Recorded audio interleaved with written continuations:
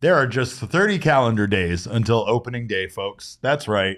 Welcome in to the PHNX D-Backs podcast. I am your mayor of PHNX, occasionally known as Derek Montilla. This guy is the vice mayor of Salt River Fields, occasionally known as the Thunderstick, Jesse Friedman. Derek, baseball games will be played in 30 games. 30 days. 30 days. Cannot wait. And those games will actually count. Yeah. And apparently I'm told that today's the last day of February. Correct. Which is still mind-boggling to me. I'm not sure if I fully believe that. Right. But here we are. Well, I want to give a shout out to my friend Jared and his wife Sam.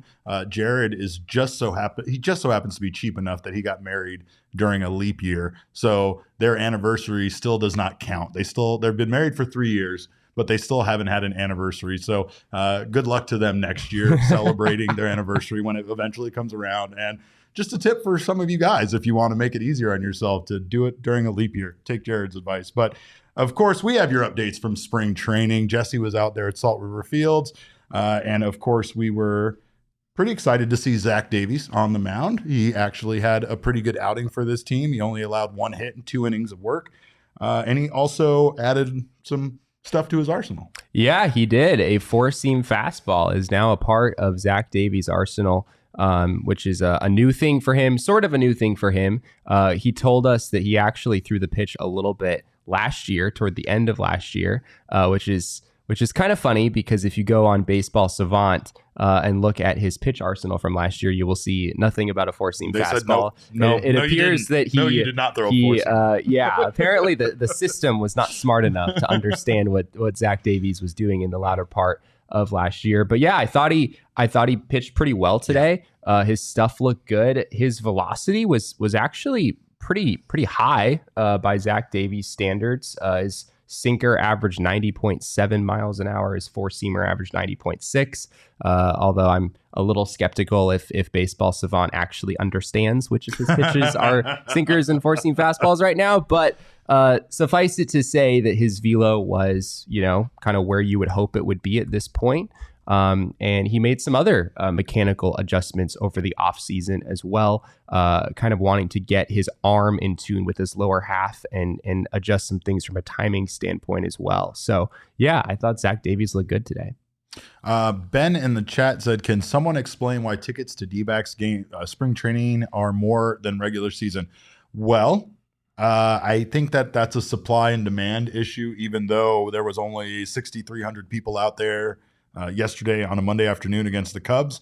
I will also say that I believe, if I'm not mistaken, there is a difference about who controls the tickets for Salt River Fields versus who controls them for Chase Field. I only know that based on the Diamondbacks telling me they can't give me free tickets to spring training games, which I bug them for all the time. I always bug them for free tickets.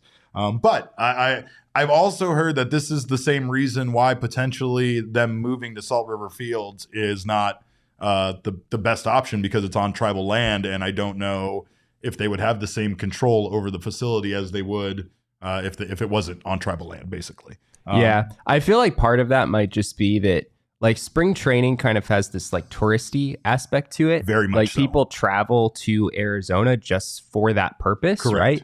right?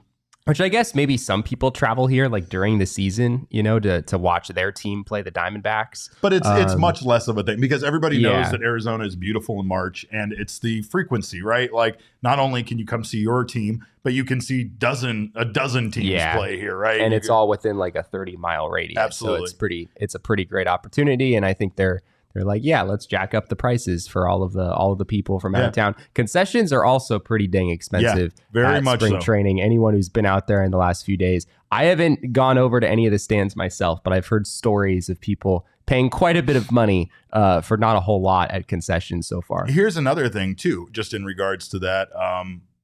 There aren't that many people out at the games, so there's a good chance that these high ticket prices are more of the reason why you're not seeing Salt River Fields packed during some of these spring training games. I'm with you 100% because spring training games are kind of more of a social event anyway. You go out there to hang out with your friends, your family.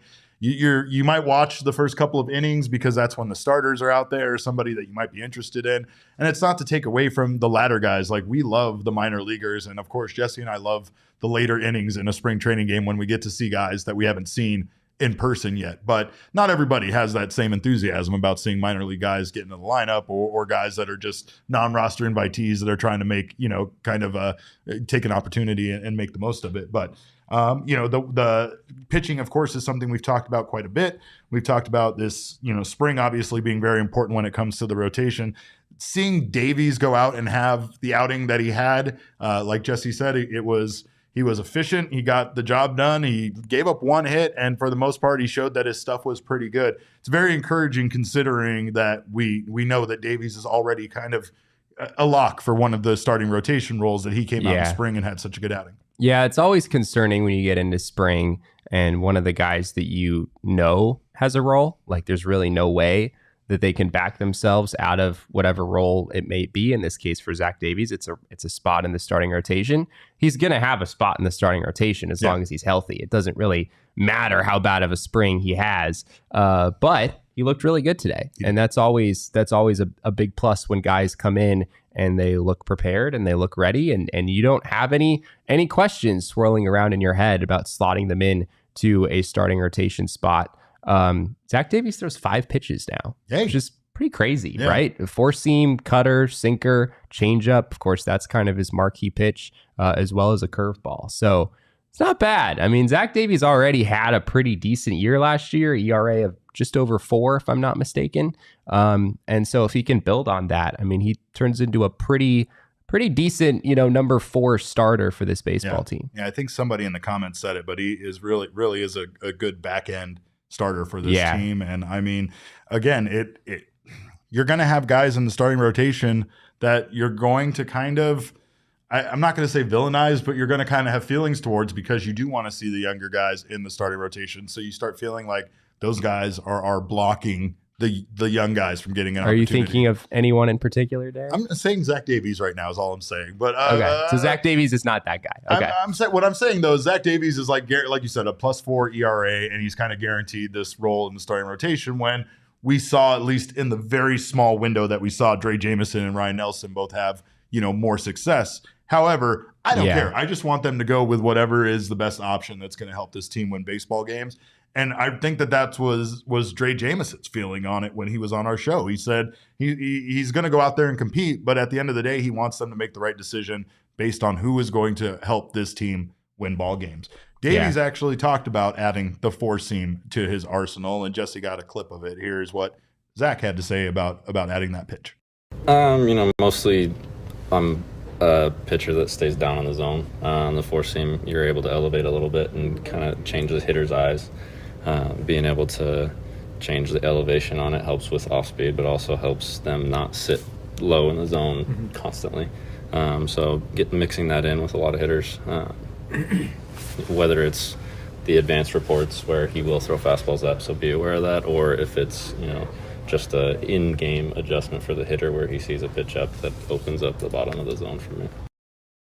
I think the biggest thing there is, like, when you talk about his arsenal, obviously, like he said, it's about the variety of pitches that he can throw now and how that's going to change a batter's eye, especially with Brent Strom's kind of, tutelage there about, keeping it high. Brent Strom loves him an elevated four-seam fastball. It's his favorite thing in the world. And I asked Zach Davies about that as well. I asked him, was this more your doing or was this more of the coaching staff?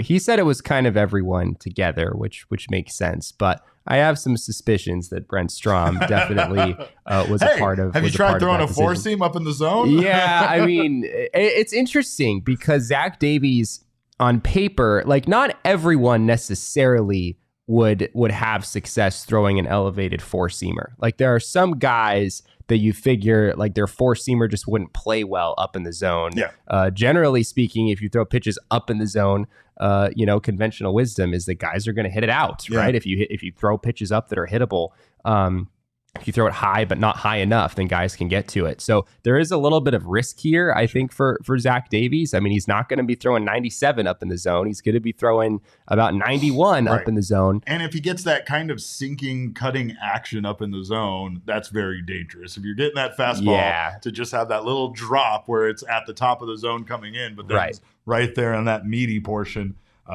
things aren't going to go well for him. But hopefully they do. What he talked about makes a lot of sense. He's trying to like change the eye level. An issue that a guy like Zach Davies could have, which he talked about, is hitters can just sit low in the zone. Like even if Zach Davies is executing every single pitch well, throwing all of them where he wants to, generally speaking, he's going to be trying to throw everything down in the zone. Yeah. And so hitters can basically just knock off the entire top half of the strike zone and just be like, hey, I know basically where this pitch is going to go. It's just a matter of picking which one it is. Cutter, curveball, sinker, they're all dropping pitches, basically, right? They're all pitches that pretty much involve it dropping I mean, down. Gravity will make basically anything drop, but those ones have a little extra drop. They do it on purpose. You know what I mean? But another interesting thing that came up today was that the D-backs coaching staff is meeting with Major League Baseball to get some clarity on pitch clock details. And I'm not surprised by this at all, especially after what we saw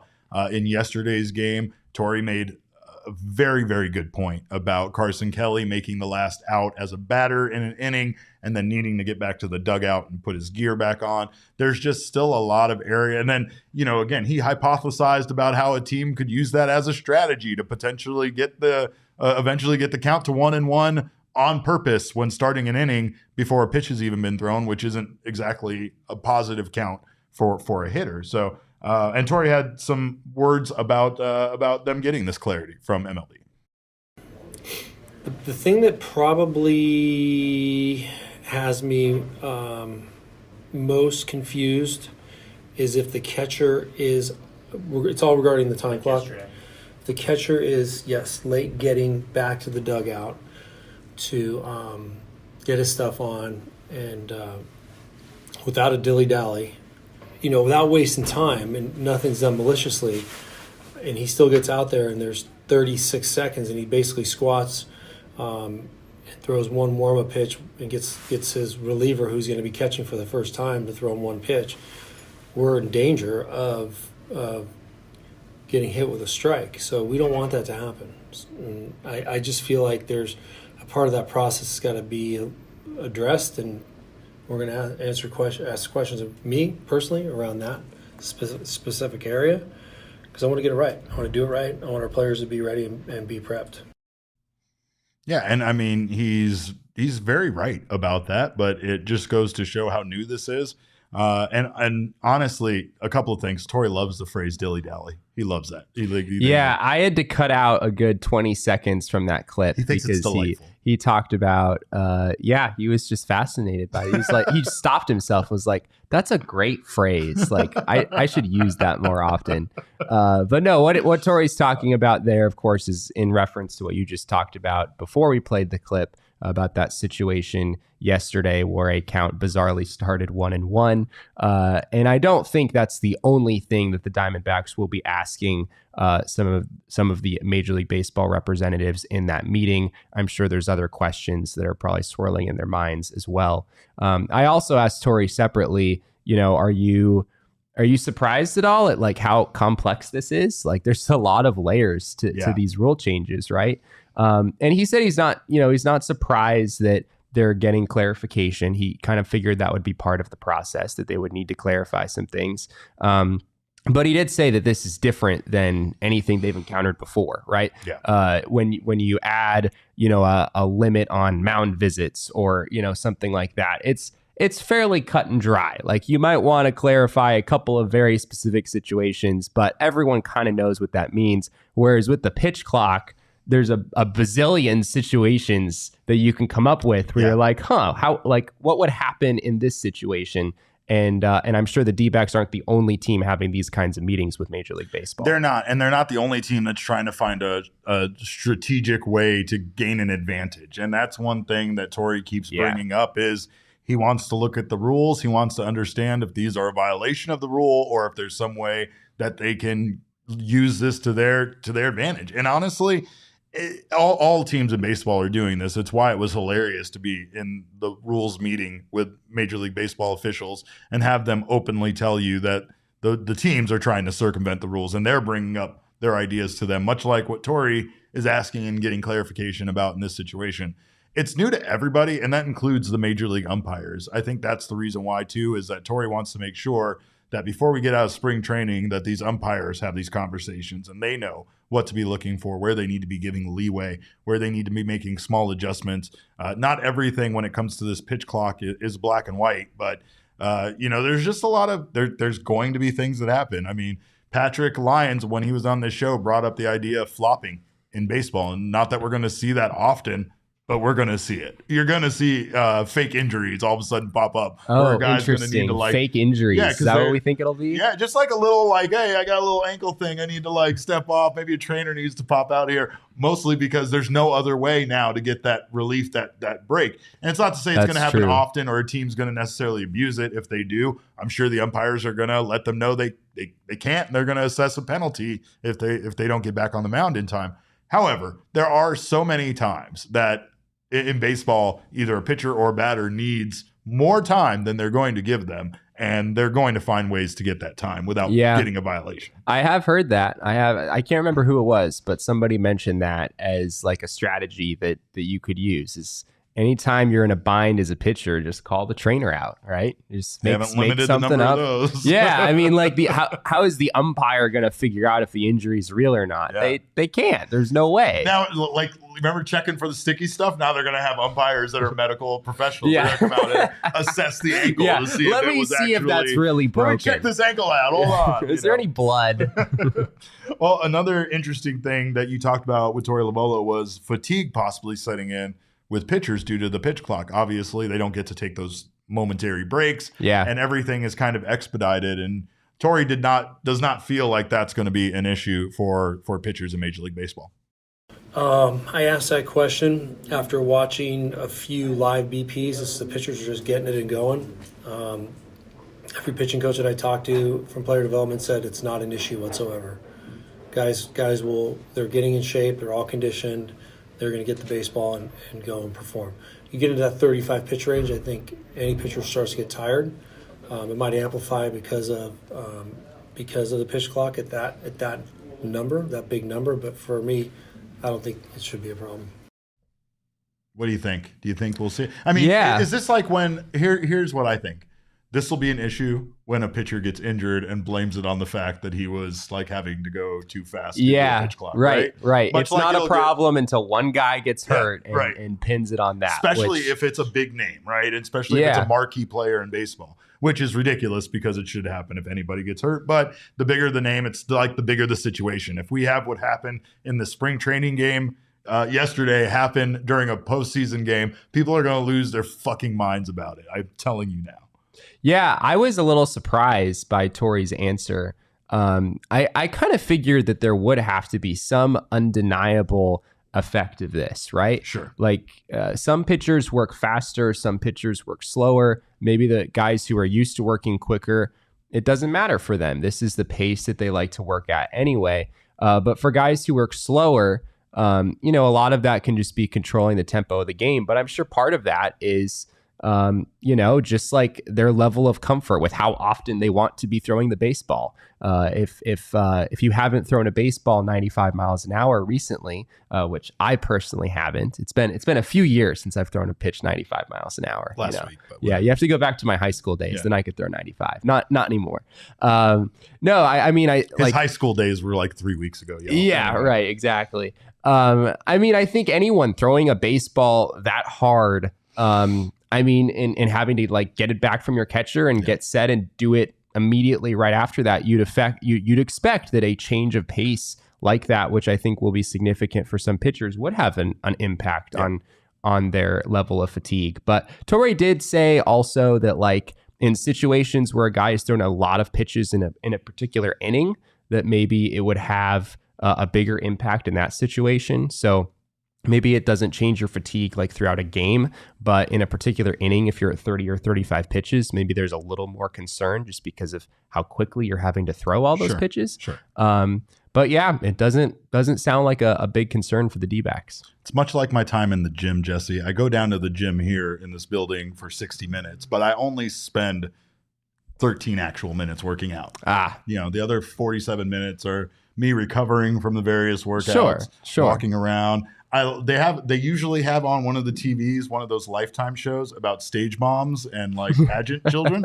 Oh man, that gets me pumped to work out. So like I'll try to watch some clips of that and just get. Do we need to bring a pitch clock down to the that's workout probably room? not the worst idea. It would probably get me actually in shape, But speaking of being in shape, injury updates are crazy right now around Major League Baseball. Some major injuries that actually do impact the Diamondbacks, and I don't want to say in a positive way, but wink, you get what I'm about to say. It isn't it's a positive way. You can't get out of that. Right. Gavin Lux tore his ACL.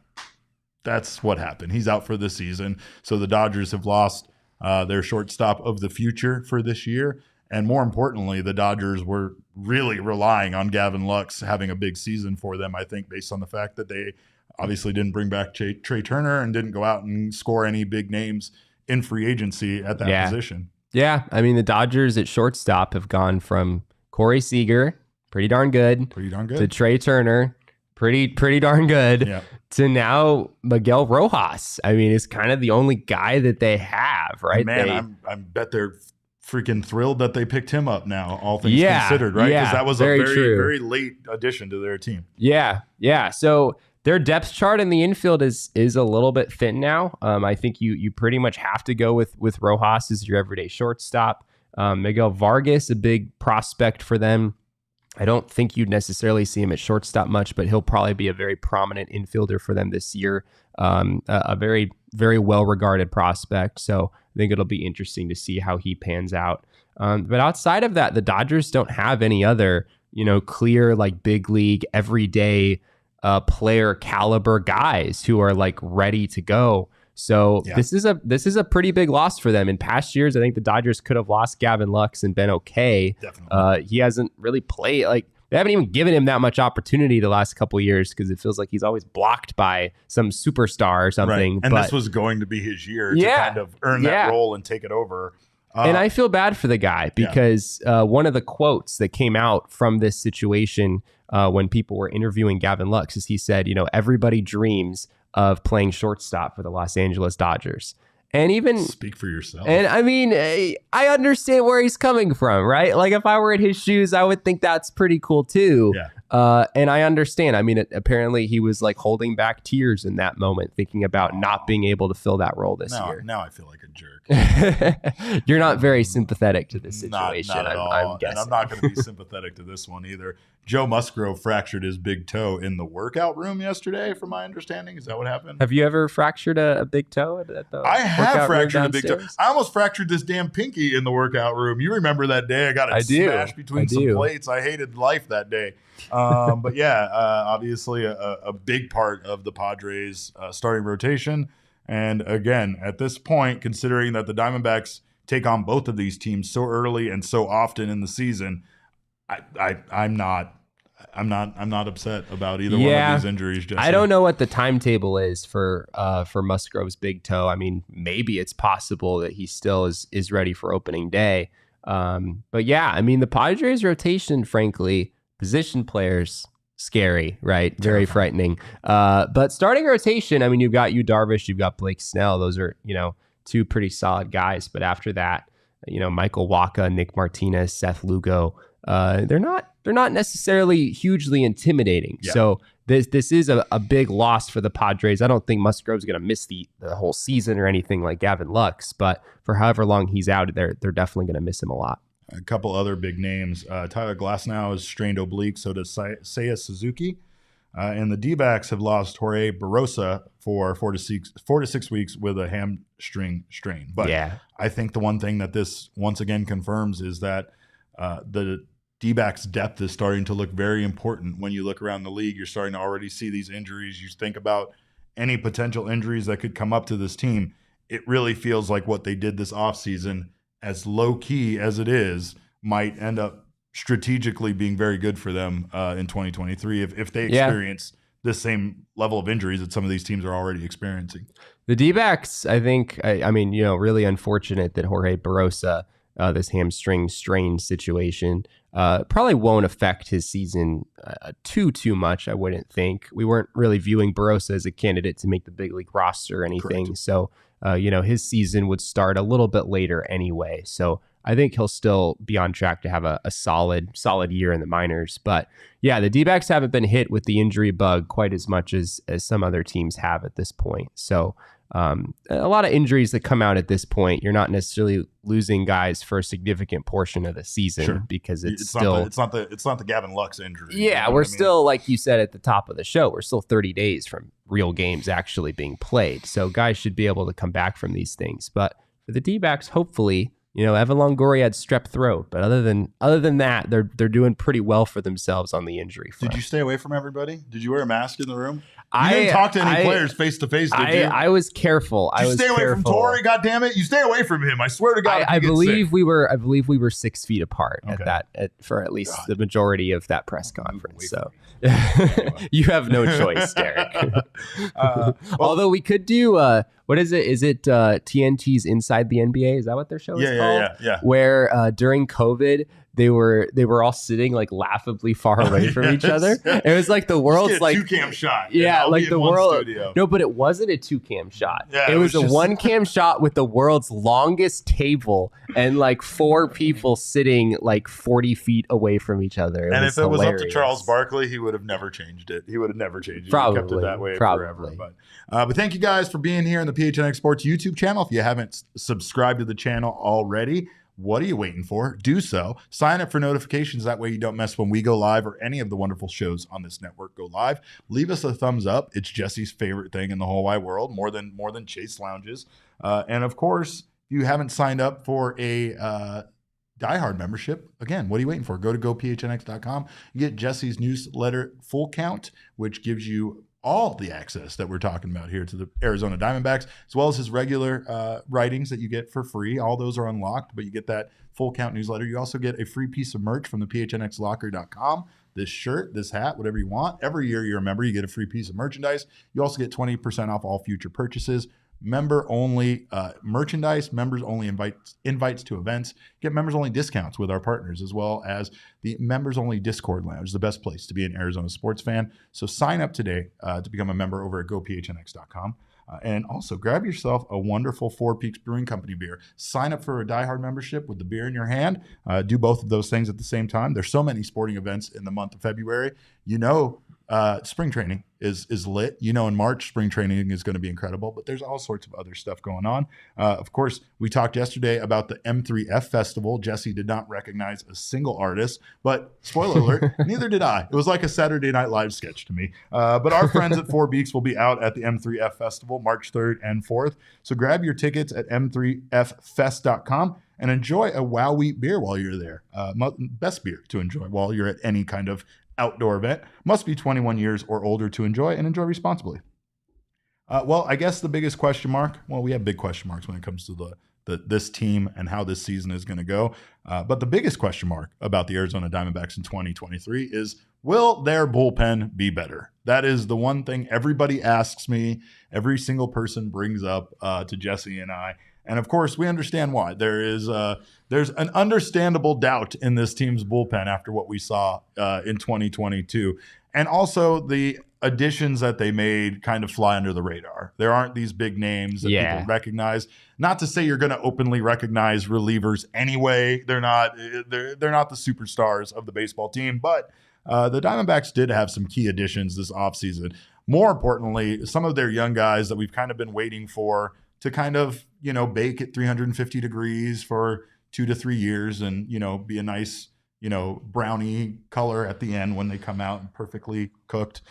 We have players like Corbin Martin. We have players like Justin Martinez. We got these guys from the minor leagues that we've been waiting to see if they can live up to the potential that has kind of been laid out before them.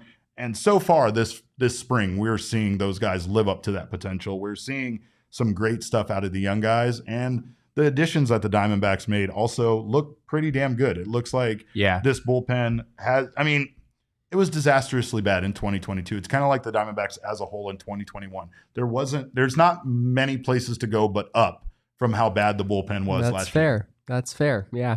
I mean, they had the most losses in Major League Baseball last year. Yeah. So you can't go anywhere but up from here. But you want it to go like up by quite a bit, right? Like at least you 20 want games, maybe? Yeah, you want the Diamondbacks bullpen to be quite a bit better in 2023. And they did make some additions this year, as you mentioned.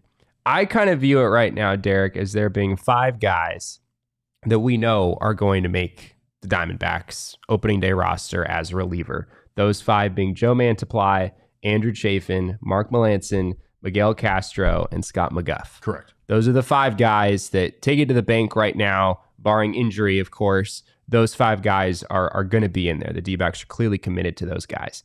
After that, I think Kevin Ginkel has a really good chance. So then that gets you to 6. So you've got 2 spots left, right? You're probably looking at an 8-man bullpen. You've got 2 spots left. One of those you figure is probably going to be a long man. You're going to need a long reliever type, right? I asked yesterday if Corbin Martin could be an option for that role, and Torey Lovullo said no. He basically said Corbin Martin, he's a reliever through and through at this point, and it doesn't sound like they're interested in using him as a long reliever. He's going to be like a 1 inning, maybe 1+ inning kind of a guy. So even if he does make the roster, as you mentioned, being a possibility, you're not looking at a long man there. So you've got those 6 that I mentioned, plus 1 long man to be determined who that is. That only leaves 1 other spot for like a 1 inning reliever. Yeah. And you've got a lot of guys in the mix for that 1 spot, right? Corbin Martin would be in there. Some of the names that you mentioned, Justin Martinez would be in there. I think Cole Sulser certainly has a shot as a guy the Diamondbacks acquired over the offseason. Carlos Vargas, who we saw pitch today. He averaged 100 miles an hour with his 4-seamer, much like Justin Martinez did in the game yesterday. Kyle Nelson is another guy, right? If the D-backs are interested in having another lefty, Kyle Nelson pitched really well for this team last year. So it's kind of a simple situation in my mind. Like there's not that many open spots, and there's kind of a lot of guys in the mix for what I'm kind of viewing as one inning reliever spot at this point. And like you said, if they're looking at long relief, maybe Tommy Henry might be an option in there. And we don't really think that whoever doesn't make the starting rotation that right now is up for a starting rotation spot is necessarily going to end up in the bullpen. There's a really good chance that both Ryan Nelson and Dre Jameson end up back in the minors. I mean, not saying there's a good chance of that, but there's a chance that both of those guys end up in the minors and Brandon Pfaadt gets called up. There's also the chance that one of them goes down, Brandon Pfaadt stays in Reno, and only one of them gets that final rotation spot. Right. We are doubtful that we will see any of those 3 guys utilized as a bullpen arm, even if it's the long relief bullpen arm. Tommy Henry, in my opinion, is a much more likely candidate for that. But outside of that, I think it depends on, I don't know. I mean, I know they said that about Corbin Martin, but Corbin Martin, if you were asking me, would probably be the next guy behind Tommy Henry that would be the candidate for that. So it just depends. I mean, you got to stretch him out, right? Yeah, like you can't pitch him 1 inning all spring training, and then come opening day, you're like, hey, we need 3. Yeah, we need 5 innings today from you if you can make it work. Maybe the D-backs don't necessarily feel that they need a long man. It feels to me like Torey Lovullo has kind of always had a long man, especially at the beginning of the season when guys aren't quite stretched out as much. It feels like you definitely want someone in that role. But yeah, I don't see any scenario where the D-backs go to Dre Jameson, Ryan Nelson, or Brandon Pfaadt and say, you you didn't make the opening day rotation, but we want to keep you as a reliever. Mike Hazen has been very hesitant about that. I think he kind of views it as if you put a guy in the bullpen to start the year, then that's kind of where they're going to stay. And it's a little bit hard to convert them back to a starter at that point. I guess if they stay stretched out, maybe there's a way to kind of build them back into being a starter later on. But I feel pretty strongly that Nelson, Jameson, Pfaadt, those guys probably wouldn't be in the mix for that long man job. So yeah, it's like Tommy Henry. I could maybe see them being a little bit more willing to go that route. Yeah. But I don't know. Like there aren't any other super clear options. Tyler Gilbert, I guess, could be in the mix for that. We saw him pitch pretty well today. But I don't really have any other guys on the top of my head for that. No. And that's the reason why it feels like there's only going to be so many guys that make this bullpen. And honestly, it's a reflection of the starting rotation. It's the same problem. You have certain roles that are already assumed by guys that the team is committed to. Whether that changes throughout the season remains to be seen. But when they start the season and they invest this money in these guys, it almost automatically locks them into these positions, which sucks, right? Like the idea should be, regardless of how much you get paid, that the best players, get those opportunities, right? But again, with the young guys, they know they have so much more time, right? The bullpen last year also, I don't know if they feel like the bullpen, even the guys that were there, what if the results were a true reflection of those guys, right? 41 losses, a 4.58 ERA. Not good either way that you cut it. Of course, the losses were tied with Texas for the most, the 4.5 ERA, sixth worst in baseball. So I feel like that probably surprises some people. Like, hey, the D-backs bullpen last year, ERA was only sixth worst. Like somehow I'm pretty sure D-backs fans hear that and they're like, no way. They had to be way worse than the next worst team. There were teams that were worse. They lost a lot of close games. That's what really happened with the bullpen is they weren't able to, close games. But like one thing Mike Hazen said at one point, it's not all in the bullpen because sometimes the team scored 3 runs and they were up by, 2 runs most of the game, but they weren't able to add on. They weren't able to keep their foot on the gas to give their bullpen more of a lead, right? Obviously, at the end of the day, we're all going to blame the bullpen when they can't hold a lead, period. But in their mind, there was just too many close games, and they didn't have the guys that could come down and shut down the inning. There were far too many occasions where they had 2 outs, ready to get out of the inning. That last guy gets on base, and next thing you know, the opposing team rallies and scores a run or 2 in that inning. And that was really the most frustrating part, not only for the front office, but for the team to see all these losses and not even like the worst ERA in baseball. Matter of fact, the Texas Rangers tied them for the most losses in baseball, and their ERA wasn't even really bad. It was, again, it's kind of circumstantial sometimes with these bullpens and how many losses they get tagged with. But again, that's the reason why we're praying, we're hoping. And I know Chris Melton said, be careful what you say out loud, but we're hoping. The only place we can go is up from here. Jesse, my biggest question mark, obviously, is Mark Melancon, right? Mark Melancon, how he fits in, and if Mark Melancon can find the success that he had in previous years and even at times last year.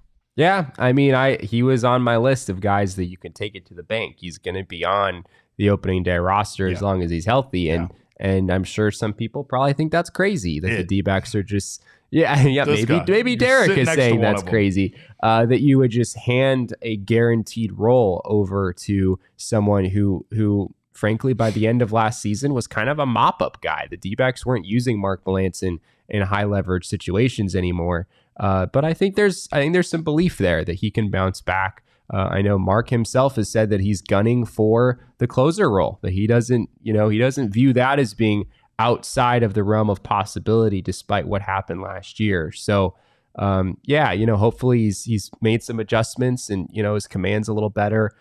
We haven't seen him so far in any game, so it'll be interesting to see what he looks like. But yeah, definitely something to monitor this spring is how does Mark Melancon look? Does the stuff look good? Where's the velocity? And does it look like he's actually deserving of this role that he's probably going to get no matter what?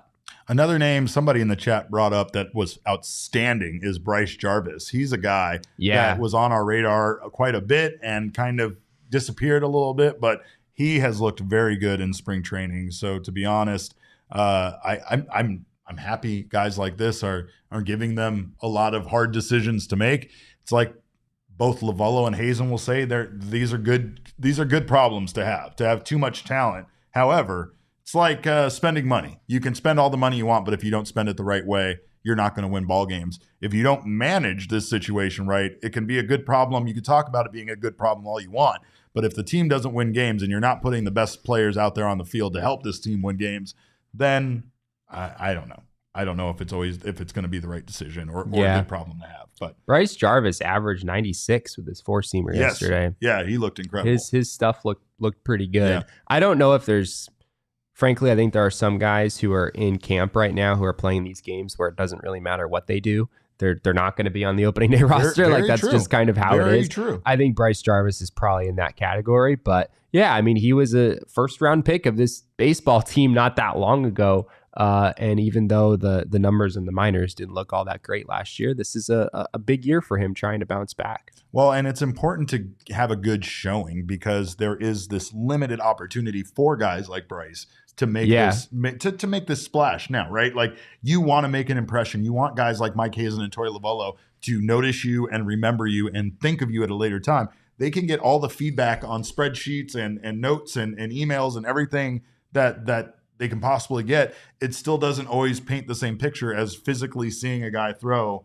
You know, like Torey, he's too busy during the season to ever go get to see these minor league guys in person. If he's seeing anything on them, it's video. And again, even that sometimes doesn't give you the same feeling as getting a chance to see these guys in spring training. And also, like, there's things that aren't measurable, right? Like they really want to see a lot of the way that your attitude is and how coachable you are and other things that go beyond your performance on the field. So, but you know, whatever happens, what we want to see is this bullpen improve. We want to see the guys that deserve an opportunity get those opportunities. And most importantly, we want to see the guys that are throwing 102 miles an hour play Major League Baseball games. So let's hope that that's what we see. And just a reminder about last year's bullpen, it is now and forever will be our OGeez Performance to Forget. Haven't we already made that the OGeez Performance to Forget at least? Did you not hear the part where I said now and forever, Jesse? I think I just clarified that. It will forever be our OGeez Performance to Forget. So that's will it. 2021 as a season. There's a lot of OGeez Performances to forget out there. So are we retiring the OGeez Performance to Forget? Oh, like no, like it's it's like retiring a number. You can't use it anymore. Performance to Forget can apply to everything, Jesse. Okay. It can apply to our performances on this very show, which I could give out one last week to us arguing about BP on this show. But the thing is that an OGeez Performance to Forget it lives inside all of us, and it's easily accessible because whenever you have a bad day, whenever you have a performance that you want to forget, whenever you have a game that you don't want to remember, go out there, grab yourself some wonderful edibles from our friends at OGeez, and enjoy, make life better, change your mindset, change your outlook with our friends from OGeez because they are all about flavoring life. They have a wonderful variety of doses, strains, and flavors to choose from. They also have their brand new strawberries and cream Happy Balance gummies. It's official. OGeez new strawberries and cream Happy Balance gummies are live on the shelves. As always, you can find them at your local dispensary by checking out OGeezBrands.com. Must be 21 or over to enjoy. And over. I don't know. You got to be 21 or over to enjoy. But of course, it'd be hard to be both 21 and over 21 at the same time. Yeah, that'd be tough. See, this would be a performance to forget. That phrase right there. See how easy that is? But make sure to check out those Happy Balance, especially if you're not a big fan of the euphoric feeling that you can get from gummies, edibles. I know some people don't like that. And of course, this is just more of a calming kind of balanced effect. And you can find those, like I said, at your local dispensary. Shout out to our friends from OGeez, of course, my favorite company to get edibles from.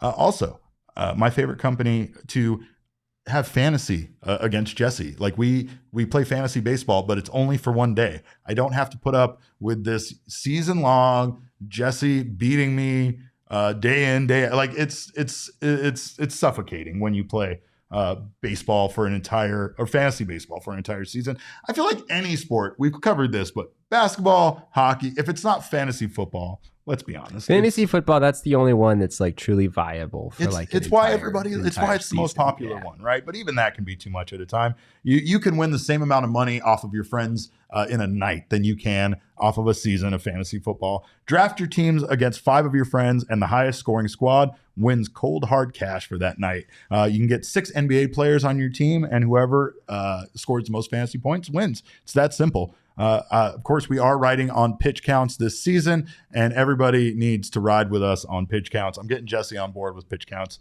He still doesn't like the idea. He feels like that's like it's cheating or something. Look, if it's a stat that I can pick higher or lower than on there, it's underdog fantasy trying to make me into an overdog, Jesse. There's a phrase that he still reminds me that exists. To be fair, I will acknowledge that it kind of makes sense going for pitch counts because it's a little bit more cut and dry. Like you can look at pitch counts from recent games, but like guessing outcomes of, like how many hits is a guy going to have, like that's pretty hard to predict. He could have 1, he could have 4. Yeah. You can't look at like how many hits he had yesterday and be like, oh, that necessarily means he's going to have this many today. So pitch counts maybe a little more predictive value there. Especially early on in the season, because like Jesse said, pitchers have to build up. So some of those pitchers aren't built up. You can see the gradual increase in their pitch counts from one game to another. Think it through, right? That's all you got to do. You could teach a whole class on this. I'm going to do it. We're going to have online sessions where we're all going to ride together on pitch counts, and we're going to win money. And it's this easy to get started. Go to underdogfantasy.com or download the app. Sign up with promo code PHNX, and Underdog will match your first deposit up to $100. Jesse, I know for a fact that the Arizona Diamondbacks thought they were going to get away with this. I know they thought that they were going to get away with this, but not on my watch, because it is time for us to throw some shade. Come on, David, let's throw shade.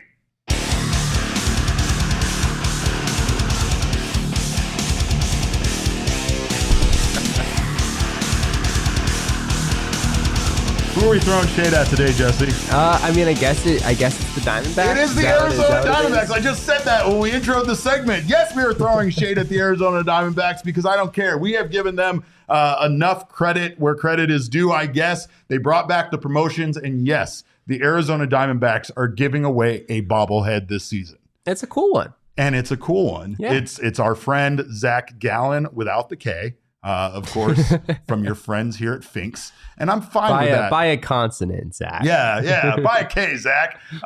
Here's the bigger thing, though. The Zach Gallen bobblehead that is in honor of his scoreless inning streak from last season is the only bobblehead that the Arizona Diamondbacks have announced that they're giving away this season. And it would appear that they have officially announced their entire promotional schedule. Do you want to know how many bobbleheads the Los Angeles Dodgers are giving away this season, Jesse? Is it more than one? 11 bobbleheads. 11 bobbleheads. 11. So you take the one that the Diamondbacks are giving and you make it double digits, and there's 11.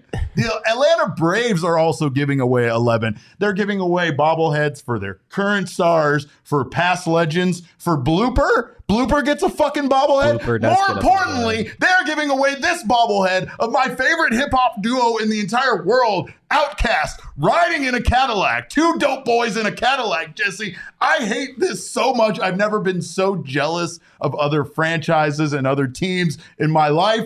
I want an answer. Is this revenue based? Do we need to get out there just so that you can have enough money to give away bobbleheads? Please, someone tell me the answer to this.